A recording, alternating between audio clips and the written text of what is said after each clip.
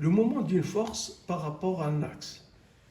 Si on exerce sur une porte une force F1 parallèle à l'axe de rotation, voilà l'axe de rotation, et voilà on applique la force de ce côté, c'est la ligne d'action de la force F1 à l'axe de rotation, la porte ne se ferme pas.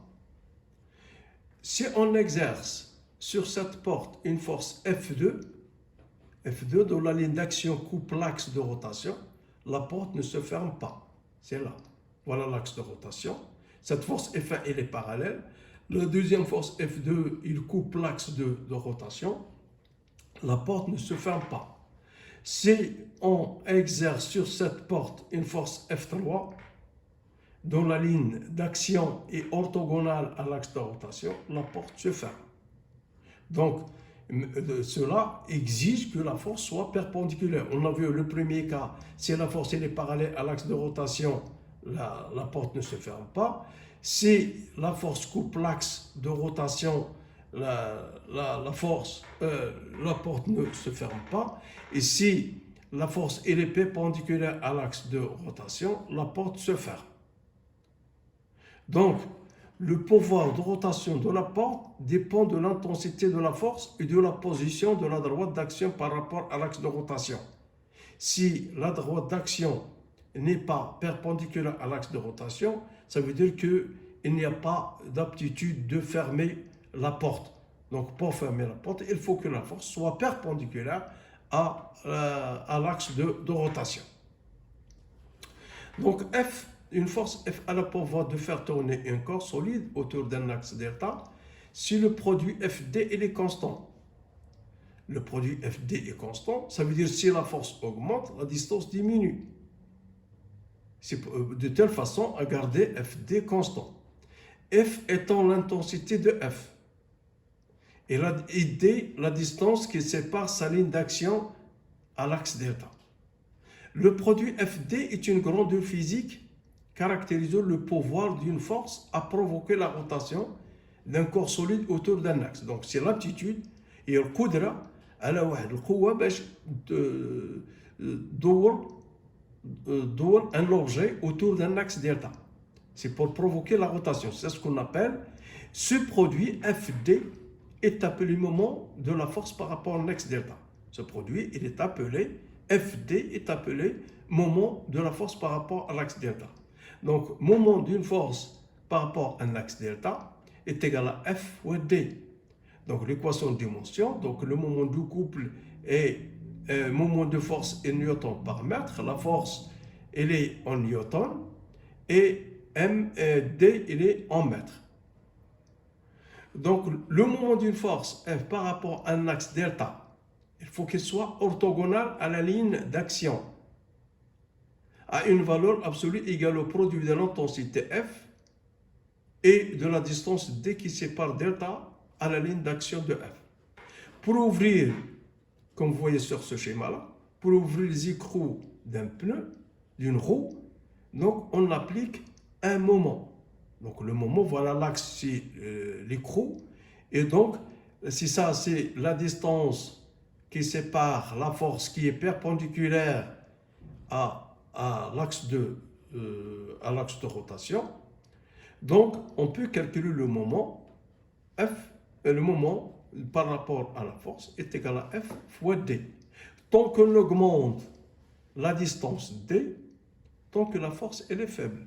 Et tant qu'on réduit, on diminue la distance de rotation, la distance du levier, ça veut dire que la force, il faut qu'elle soit importante. C'est pour cette raison, pour ouvrir les écrous d'une façon simple, donc on augmente la distance pour que la force avoir une force qui est faible et qui est perpendiculaire. Le moment d'une force est une grandeur algébrique. Ça veut dire quoi une grandeur algébrique? Ça veut dire qu'elle peut avoir le signe positif comme elle peut avoir le sens négatif. Et ça dépend du sens. En choisissant un sens positif de rotation, si la force provoque la rotation dans le sens positif, comme vous voyez sur la figure, c'est la force exercée, voilà le sens choisi, et voilà la force appliquée, ils sont dans le même sens, ça veut dire qu'il est positif. Et si vous avez la force, le deuxième cas, si la force est dans un sens et le sens de rotation est dans le sens opposé, ça veut dire qu'il est négatif. C'est pour cette raison qu'on dit qu'il est algébrique. Et deux façons de calculer le moment. Donc il faut que la force soit perpendiculaire à l'axe de rotation. Donc si la force elle est perpendiculaire à l'axe de rotation, voilà ici l'axe, il soit élevé à l'intérieur, ça veut dire qu'il est perpendiculaire. Donc le moment de F par rapport à delta est égal à F fois D, avec D est égal à OA. Deuxième cas, si vous avez une force qui n'est pas perpendiculaire à l'axe de rotation, donc on projette la ligne d'action de la force à l'axe et on projette et on calcule cette distance. Cette distance elle est connue, cette distance OA elle est connue, donc on détermine cette distance, c'est-à-dire O jusqu'à la ligne d'action de F. Et on calcule cette distance, c'est le sinus alpha. Si le sinus de alpha est égal à OF sur OA. Donc D est égal à OA sur sin alpha. Donc vous avez deux cas. Condition d'équilibre. Lorsqu'on parle d'équilibre, ça veut dire que sigma des forces est égal à 0. Lors de l'équilibre d'un corps solide en rotation autour d'un axe fixe delta, vous avez un corps qui est en rotation autour d'un axe delta, auquel soit soumis à plusieurs forces. Alors la somme vectorielle des forces agissantes sur le corps est nulle. Sigma des forces est nul. Donc vous avez un équilibre. Sigma des forces est égal à 0. La somme algébrique des moments de toutes les forces appliquées au corps par rapport à l'axe delta, il est nul. Sigma des moments de delta de F égale à 0. Donc vous avez les conditions d'équilibre, vous avez sigma des forces est égal à 0 et vous avez sigma des moments de force par rapport à delta égale à 0. Et théorème de moment. Lorsqu'un corps solide pouvant tourner autour d'un axe fixe et en équilibre, alors la somme algébrique de toutes les forces exercées sur ce corps par rapport à cet axe est nulle. Donc sigma des moments des forces par rapport à delta est égal à 0. Mais il ne faut pas oublier que toute force qui coupe l'axe de rotation est nulle. Et toute force qui est parallèle à l'axe de rotation, ce moment est nul. Soit que le moment d'une force parallèle à l'axe, soit le moment d'une force qui coupe l'axe, et sont nuls. Et il faut que la force soit perpendiculaire. Sinon, il faut faire la ligne d'action et calculer la distance qui sépare à l'axe. Passons maintenant au moment d'un couple de forces. Deux forces F1 et F2 constituent un couple si leur somme vectorielle est nulle. F1 plus F2 est égal à 0. Et si les lignes d'action sont différentes. Vous avez le moment de couple, comme vous voyez ici sur le volant. Donc on exerce deux forces qui sont opposées, qui sont séparées par une distance. Donc le moment de couple est une valeur algébrique parce que le moment de couple est égal, ça dépend du sens, est-ce qu'on a choisi ce sens ou bien dans l'autre sens. Donc c'est une valeur algébrique qui est égale à plus ou moins F fois D. Donc le moment d'un couple par rapport à un axe de rotation delta perpendiculaire au plan de couple est le produit de l'intensité commune F, puisqu'on a F1 est égal à F2 est égal à F, et la distance D entre les lignes d'action. Le moment de couple est égal à plus ou moins F fois D. L'unité de MC dans le système international est le Newton-mètre. MC est une grandeur algébrique qui dépend du sens de rotation choisi. Donc, pour calculer le couple d'une force, donc vous avez la force F1 est égale à F2 est égal à F, et vous avez une distance D. Donc, le moment du couple est une valeur algébrique. Pourquoi une valeur algébrique? De fait que, donc ça dépend de notre sens. Est-ce que les forces tournent d'un sens? Si le sens choisi et le sens de rotation du volant est dans le même sens, ça veut dire qu'elle est positive. Si le sens choisi et le sens de rotation sont opposés, ça veut dire qu'elle est moins. Et dans l'unité, dans le système international, c'est le Newton mètre. Et il est appliqué, il faut que les deux forces sont de sens opposés et qu'elles ne se coupent pas. Passons maintenant au couple de torsion. Lorsqu'on applique le couple de force sur la tige, vous avez une tige et vous appliquez un couple de force F1, F2, ce qui implique qu'il va faire tourner le fil. Alors, que se passe-t-il pour le fil? Le fil se tord. Le fil, il se tord, c'est-à-dire il se plie. Il tourne, il y a une torsion. Il y a une torsion du fil. Le fil se tord, la tige est en équilibre.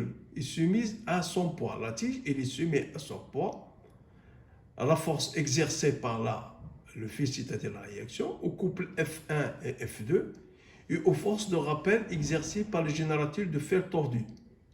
Donc vous avez la réaction, vous avez le poids et vous avez les forces F1 et F2, c'est-à-dire le moment de couple. Dès qu'on supprime l'action du couple, lorsqu'on supprime le couple de force F1 et F2 sur la tige, celle-ci revient à nouveau à son état d'équilibre. Donc il a tendance à revenir à son état d'équilibre. Ceci montre que le fil est tordu. Pourquoi il tourne? Une fois qu'on supprime les forces F1 et F2, le fil a tendance à revenir à son état initial. Donc, ce qui montre que le fil tordu exerce à son tour des forces de rappel sur la tige. Est-ce que c'est bien compris? Vous avez, au début, vous avez un couple de forces, F1 et F2, qui fait tourner le fil de sa position d'équilibre. Une fois qu'on supprime les forces F1 et F2, le fil a tendance à revenir à son état d'équilibre initial. Ça veut dire qu'il est tordu. Ça veut dire qu'il est tordu et donc il exerce des forces qu'on appelle des forces de rappel. Alors la somme des forces de rappel exercées par la génératrice d'un fil tordu a les propriétés d'un couple de forces appelé couple de torsion. Donc à son tour, le fil, il exerce ces forces de rappel comme s'il exerce un couple de forces. Alors ce couple de forces est appelé couple de torsion. Le moment d'un couple de torsion est proportionnel à l'angle, comme vous voyez ici, à l'angle de torsion θ. Et le moment du couple torsion θ est égal à moins C, puisqu'il est dans le sens opposé. C'est une force de rappel multipliée par θ. Donc moins C, θ, Newton, mètre radio moins 1, multiplié par θ radio. Et c'est ça ce qu'on appelle le moment d'un couple de torsion qui est proportionnel à l'angle torsion θ. Avec C est une constante caractérisant le fil, appelée constante de torsion. Elle dépend de la longueur du fil, de sa section et de sa nature. Parce que si je parle de fer, ou bien de zinc, ou bien d'aluminium, c'est différent. Chacun a sa constante. Donc, il dépend de la section, en premier lieu, et de sa nature, et bien sûr de la longueur. Le moment du couple de torsion s'oppose au moment du couple appliqué, F1 et F2. Donc, au moment du couple, c'est-à-dire que MC est égal à moins le moment de torsion.